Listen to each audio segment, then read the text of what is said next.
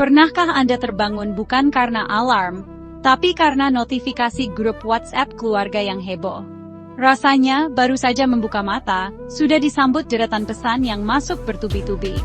Belum sempat mengumpulkan nyawa, jari otomatis membuka ponsel. Penasaran ada apa gerangan pagi-pagi begini? Ternyata, bukan kabar penting atau berita darurat, melainkan obrolan seru yang bikin geleng-geleng kepala. Saat dibuka, isinya bukan berita penting, melainkan gosip tetangga baru beli mobil, atau drama putus cinta anak sebelah. Kadang, ada juga cerita tentang siapa yang ribut semalam, atau siapa yang tiba-tiba jadi seleb dadakan di lingkungan komplek. Obrolan ini seolah jadi hiburan gratis yang selalu update setiap hari. Kita sering jadi penonton setia, bahkan komentar dadakan, untuk urusan yang sebenarnya tak ada hubungannya dengan hidup kita. Kadang, tanpa sadar, kita ikut menebak-nebak, memberi saran, hype, atau sekadar menambah emoji tertawa di grup. Semua berlomba-lomba jadi yang paling update soal kabar terbaru, meski hanya sekadar jadi pengamat. Fenomena kepo ini sudah jadi sarapan sehari-hari di era digital. Kita lebih penasaran dengan kehidupan orang lain daripada fokus pada diri sendiri. Bahkan saat berkumpul bersama keluarga atau teman, perhatian kita sering terpecah karena ingin tahu update terbaru dari dunia maya. Kadang, momen kebersamaan pun jadi terasa hambar karena semua sibuk dengan sel masing-masing. Kita asyik menggulir lini masa, mencari tahu kabar teman, mantan, bahkan orang asing, tanpa sadar waktu dan energi kita terkuras. Satu notifikasi bisa berujung pada berjam-jam stalking, membaca komentar, atau sekadar membandingkan hidup kita dengan orang lain. Lama-lama, kita lupa menikmati momen yang sedang dijalani. Jika dibiarkan, kebiasaan ini bisa menggerogoti kedamaian batin dan membuat kita lupa memainkan peran utama dalam hidup sendiri. Padahal, hidup kita sendiri punya cerita yang tak kalah menarik untuk dijalani. Mungkin sudah saatnya kita belajar menahan diri, mematikan notifikasi sejenak, dan kembali fokus pada hal-hal yang benar-benar penting untuk diri kita sendiri. Kepo berasal dari knowing every particular object, keinginan tahu urusan orang lain secara berlebihan. Istilah ini sering kita dengar di kehidupan sehari-hari, terutama saat seseorang terlalu ingin tahu tentang hal-hal yang sebenarnya bukan urusannya. Sifat kepo ini bisa muncul dalam berbagai bentuk, mulai dari bertanya-tanya soal kehidupan pribadi orang lain, hingga mencari tahu detail kecil yang tidak penting. Kadang, tanpa sadar, kita pun pernah menjadi kepo terhadap teman, keluarga, atau bahkan orang asing di media sosial. Beda dengan rasa penasaran sehat yang mendorong kita belajar, kepo sering didorong oleh keinginan bergosip atau mencari-cari kesalahan. Rasa ingin tahu yang sehat biasanya membuat kita bertanya demi memahami sesuatu, memperluas wawasan, atau mencari solusi. Namun, kepo lebih sering berujung pada obrolan yang tidak membangun, bahkan bisa menimbulkan salah paham dan konflik. Seringkali, kepo juga membuat kita lupa batasan antara kepentingan pribadi dan privasi orang lain. Kepo melanggar privasi, bertanya hal tak pantas, bahkan menguntit aktivitas orang lain di dunia maya. Di era digital, kepo bisa semakin mudah dilakukan. Cukup dengan stalking akun media sosial, membaca komentar, atau mencari tahu aktivitas seseorang tanpa izin. Hal ini tentu saja bisa membuat orang lain merasa tidak nyaman, bahkan terancam. Privasi adalah hak setiap individu, dan kepo yang berlebihan bisa merusak kepercayaan dalam hubungan. Rasa penasaran sehat membangun pengetahuan, sedangkan kepo hanya memuaskan rasa ingin tahu tanpa manfaat. Ketika kita penasaran secara positif, kita terdorong untuk belajar hal baru, mengembangkan diri, dan berkontribusi pada lingkungan sekitar. Sebaliknya, kepo hanya membuat kita terjebak dalam lingkaran informasi yang tidak penting, bahkan bisa menimbulkan rasa iri atau tidak puas dengan hidup sendiri. Tanyakan pada diri, apakah saya ingin tahu untuk belajar, atau sekadar membandingkan hidup? Refleksi ini penting agar kita tidak terjebak dalam kebiasaan kepo yang merugikan. Dengan bertanya pada diri sendiri, kita bisa lebih sadar akan niat di balik rasa ingin tahu yang muncul. Apakah itu untuk kebaikan, atau hanya sekadar memuaskan ego dan rasa penasaran semu?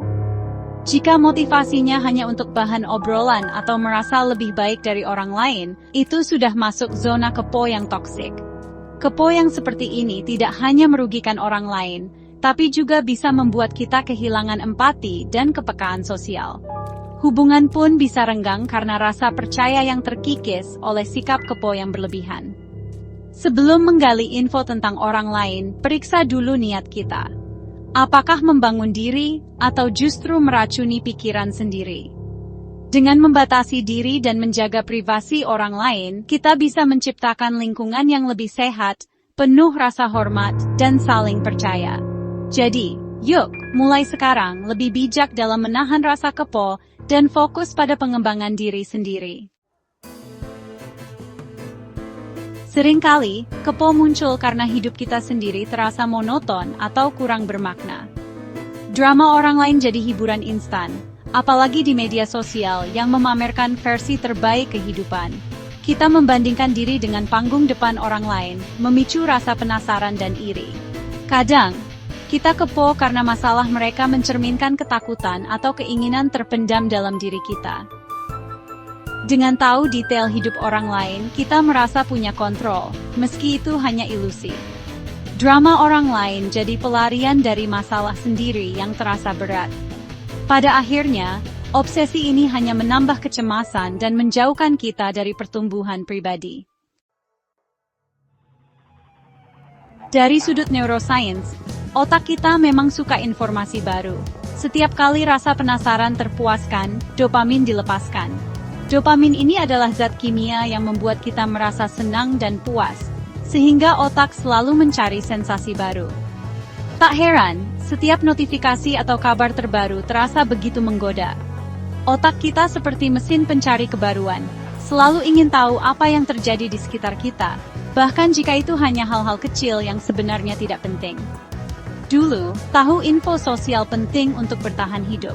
Sekarang, media sosial membanjiri otak dengan gosip tanpa henti. Jika dulu kita harus mencari kabar dari mulut ke mulut, kini informasi datang bertubi-tubi, tanpa henti, dari berbagai aplikasi dan platform. Setiap detik, ada saja berita baru, rumor, atau update yang membuat kita ingin terus memantau layar.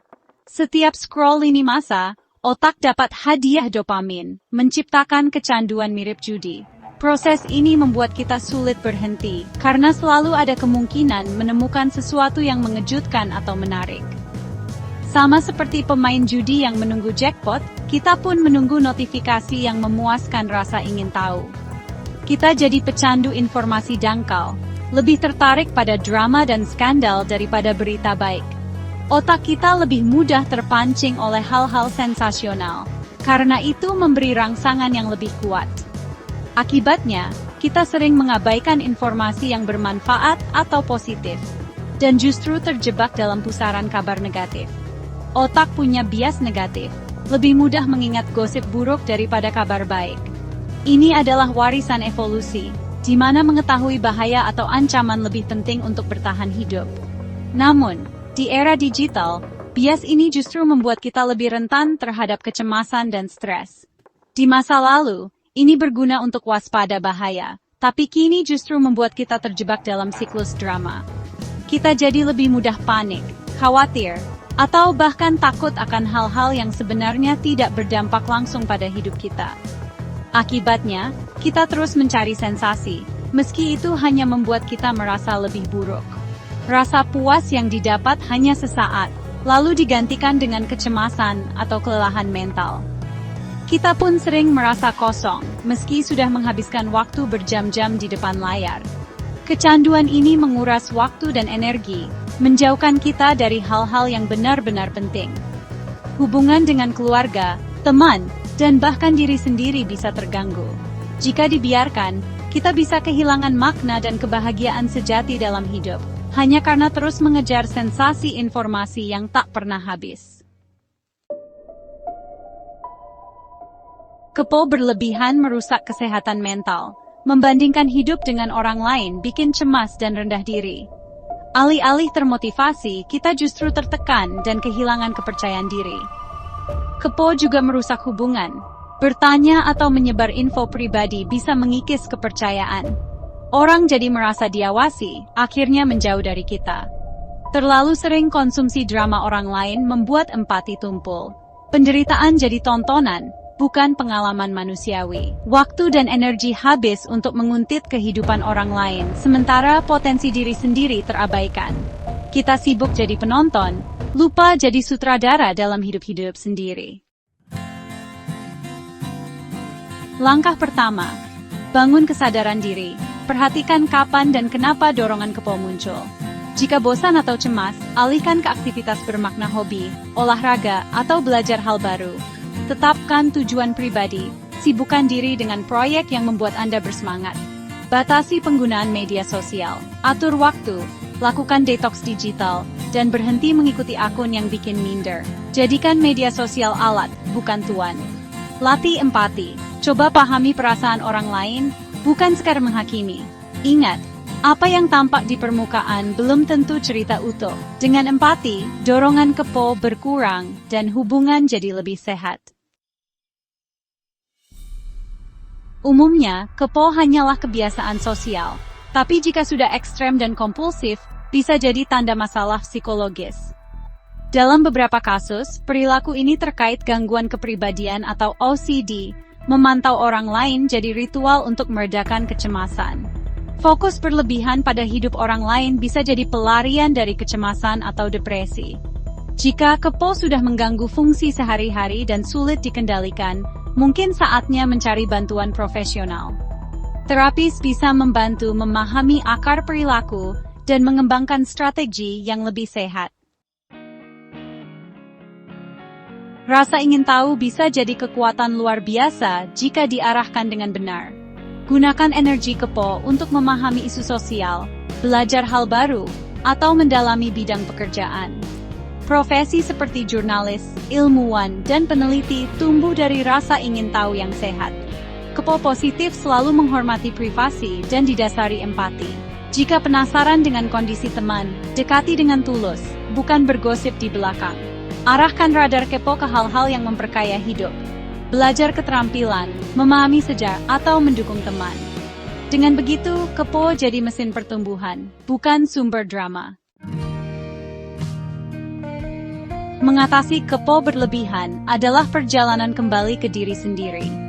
Energi yang dihabiskan untuk mengomentari hidup orang lain sebaiknya digunakan untuk membangun diri. Fokuslah pada impian dan kebahagiaan Anda, bukan lini masa orang lain. Peduli boleh, tapi tetap hormati privasi dan batasan. Alihkan perhatian dari drama eksternal ke pertumbuhan pribadi. Jadilah penulis dan aktor utama dalam kisah hidup Anda.